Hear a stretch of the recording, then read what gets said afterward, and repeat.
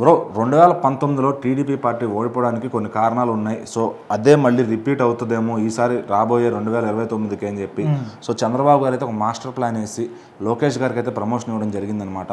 So అసలు ఏంటి ఆ ప్రమోషన్, ఆయనకి ఏం పదవి ఇవ్వబోతున్నారు? అయితే ఇప్పటి వరకు నారా లోకేష్ గురించి టీడీపీలో ఉన్న వాళ్ళు కొంతమంది ముఖ్యమైన నేతలు కావచ్చు, పెద్ద తలకాయలు కావచ్చు, అంటే స్టార్టింగ్ నుంచి కూడా డిప్యూటీ సీఎం అనే దాని గురించి మాట్లాడుతున్నారు. సో ముఖ్యంగా డిప్యూటీ సీఎం అనేది పవన్ కళ్యాణ్కి వద్దు, నారా లోకేష్కి ఉంటే బాగుంటుంది.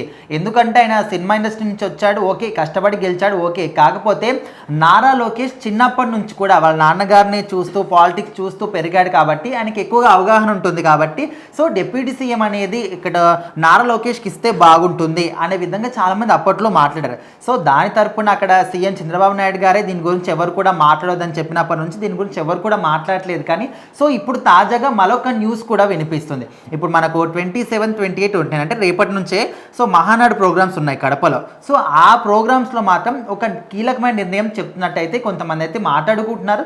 సో దాంట్లో ఏంటంటే నారా లోకేష్కి ఒక ప్రమోషన్ ఇవ్వబోతున్నారు, అది కూడా టీడీపీ వర్కింగ్ ప్రెసిడెంట్గా ఇవ్వబోతున్నారు అనే విధంగా అయితే వినిపిస్తుంది. ఎందుకంటే ఓకే డిప్యూటీ సీఎం అన్నారు, దానికి ఎవరు కూడా మాట్లాడొద్దు, ఎవరికి ఉండాలో వాళ్ళకు ఉండాలని చెప్పారు కాబట్టి ఇంకా దాని గురించి మాట్లాడాల్సిన అవసరం, కానీ ఎవరైనా మాట్లాడితే కూడా దాన్ని ఖండించే శక్తి అక్కడ చంద్రబాబు నాయుడు గారు ఉన్నారు కాబట్టి సో దాని గురించి ఎవరు మాట్లాడలేదు. సో ఇప్పుడు ఏదైనా ఖచ్చితంగా నారా లోకేష్ గారికి మాత్రం ఇప్పుడున్నటువంటి మంత్రి పదవి చాలదు, ఇంకేదైనా పెద్ద పదవి కూడా ఇవ్వాల్సిందే.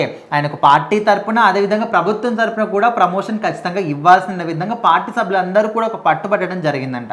సో అందుకోసమని టీడీపీ పార్టీ వర్కింగ్ ప్రెసిడెంట్గా మాత్రం నారా లోకేష్ని ఎన్నుకుంటున్నాం అనే విధంగా అదే ఆ కొన్ని గుడ్ న్యూస్ని రేపు ఎల్లుండి అంటే ఈ 3 రోజులు జరగబోయేటువంటి మహానాడు ప్రోగ్రామ్స్లో మాత్రం స్వయంగా స్టేజ్ మీద చెప్పడం జరుగుతుందంట.